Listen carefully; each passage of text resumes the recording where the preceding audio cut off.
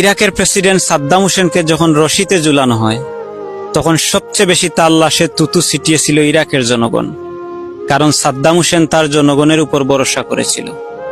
ইন্দিরা গান্ধীকেও মেরেছিল তার বডিগার্ড, কারণ ইন্দিরা গান্ধী তার উপর ভরসা করেছিল। পলাশির যুদ্ধে নবাব সিরাজউদ্দৌলাও হেরেছিল তার আপনজনদের বিশ্বাসঘাতকতায়। এরকম বহু ইতিহাস আছে। যারাই কাউকে ভরসা করেছিল তারাই চরমভাবে ঠকেছে। আপনি জানেন কি আপনাকে সবচেয়ে বেশি কষ্ট কে দিতে পারে? আপনি সবচেয়ে বেশি যাকে ভরসা করবেন সেই মানুষটাই। এ পৃথিবীটা কেউ কারো নয়, একমাত্র আপনি ছাড়া আপনার সাথে কেউ নেই। সবাই সুখের ফেরিওয়ালা। দুঃখ যদি কেউ কিনতে আসে তবুও বিনিময় চায়।